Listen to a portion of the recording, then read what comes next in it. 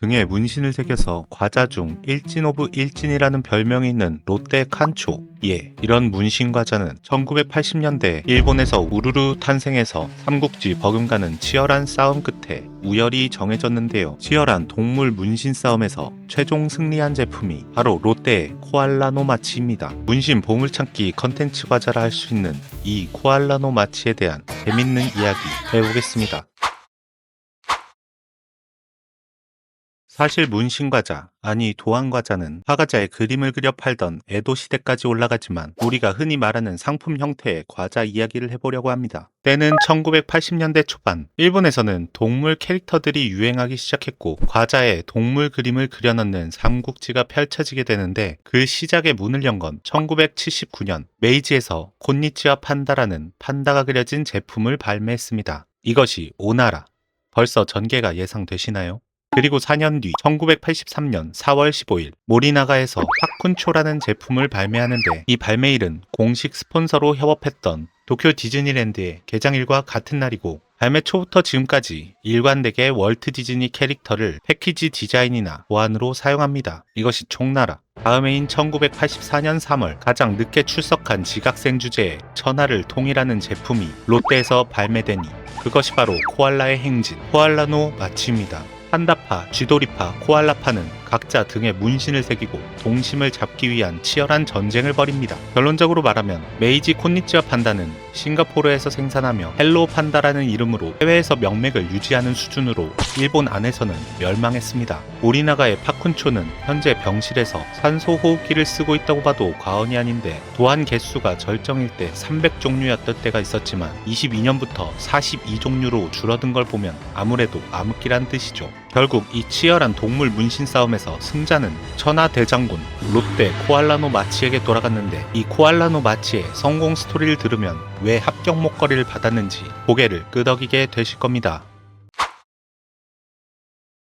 1984년 일본에서는 핫 이슈가 하나 있었는데 호주에서 6마리의 코알라를 준다고 해서 나라가 발칵 뒤집힌 것이죠. 한국에서 판다 열풍을 몰고 왔던 1994년 밍밍리리, 2016년 아이바오 러바오, 2020년 푸바오 때랑 비슷한 느낌인데 당시 일본에는 코알라 노래와 코알라 애니메이션이 나오고 은행에는 코알라 예금이 나올 정도로 코알라가 대세였던 한 해였습니다. 히가시야마 동물공원에는 2024년 작고한 드래곤볼, 닥터 슬럼프의 작가 토리야마 아키라의 코알라 그림도 있습니다. 참고로 한국에선 아직도 코알라를 볼 수가 없죠. 이 정보를 발빠르게 먼저 얻었던 롯데. 사실 일본에는 1972년에 먼저 판다붐이 있었기 때문에 롯데는 분명히 비슷한 유행이 올 거라고 예측하고 있었습니다. 초콜릿 과자 주입 방식을 1년 전에 완성했지만 비슷한 류의 제품들은 널려있는 상황에서 상품성을 고민하고 있던 때였습니다. 부랴부랴 이 코알라 코인에 탑승해 코알라 문신을 한 코알라노 마치가 탄생합니다. 코알라의 행진이라는 뜻처럼 약 30개의 과자에 12종류 마칭밴드 코알라 그림들을 카라멜로 인쇄하고 육각형의 상자에 담았습니다. 참고로 짱구의 초코비가 이 코알라노 마치를 모티브 했기 때문에 초록 육각형 상자에 노란색 과자였던 겁니다. 실제 초코비가 출시하고 설레며 사 먹어본 사람들은 과자가 초코색이라서 대실망하기도 했죠. 아무튼 출시 결과 역시나 예상대로 큰 인기를 끌었고 순조롭게 매출을 늘려갔습니다. 학창시절에는 도시전설을 만들고 전파하길 좋아하죠. 코알라노 마치에도 이상한 현상이 발생했는데 1990년대 초반 여고생들 사이에서는 눈썹 코알라를 발견하면 행복해진다 라는 소문이 돌았고 그 외에도 배를 다친 코알라는 맹장 코알라, 입술 주름이 있는 코알라는 코피 코알라로 불리면서 코알라들의 이름을 붙이는 놀이가 유행합니다. 이 놀이는 인터넷도 없고 SNS도 없던 당시에 정말 입소문 하나만으로 전국적으로 퍼져나갔고 이런 현상에 롯데도 어리둥절했는데 코알라에 이름을 붙일 생각을 아예 안 했기 때문입니다. 코알라 캐릭터의 가치를 깨닫게 해준 건 결국 고객이었습니다. 각성한 롯데는 1999년까지 캐릭터 수를 204종류로 늘렸고 현재는 365종류의 상시 캐릭터가 지속적인 리뉴얼을 거치며 데뷔하고 사라지고를 반복하고 있습니다. 물론 캐릭터 전체가 모두 이름을 가지고 있고 주제별로 캐릭터가 나오고 있습니다.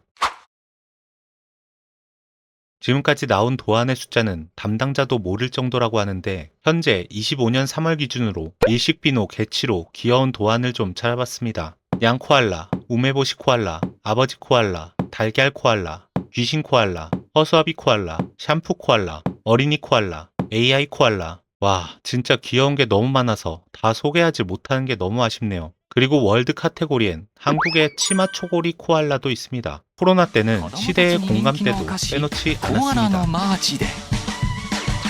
初めて見るイラスト。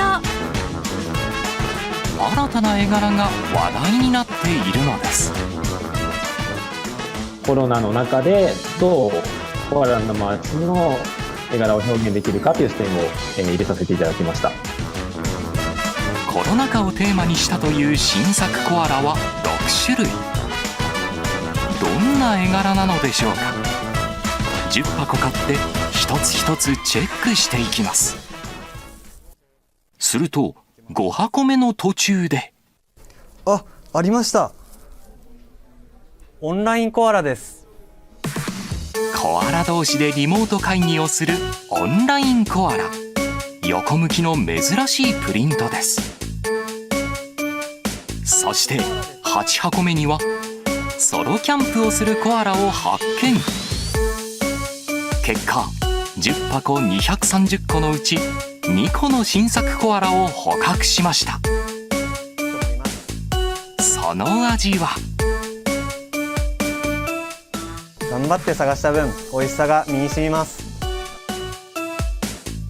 他の新作絵柄はマスクコアラ、出前コアラなど、絵柄は全部で365種類で、すべて均等な確率で入っているということです。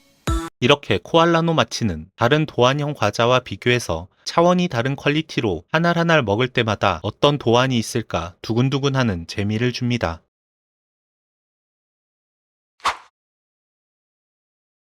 무려 40년이 넘게 아이들에게 그림 보물찾기라는 컨텐츠를 선물해준 롱셀러 상품 롯데의 코알라노 마치.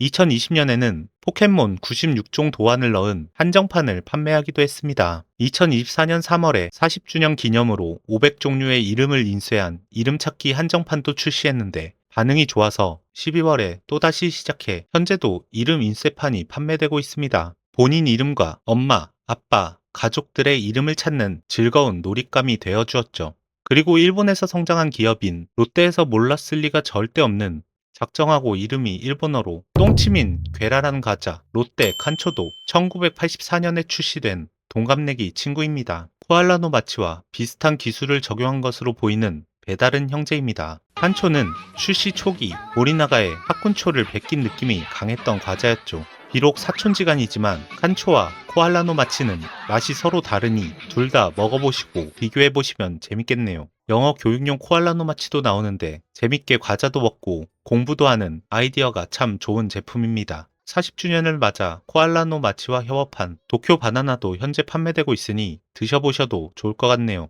여기까지가 문신과자계를 평정한 코알라노 마치의 이야기였습니다. 또 재밌는 일본 식품 이야기 들고 오겠습니다. 땡큐 소 마치.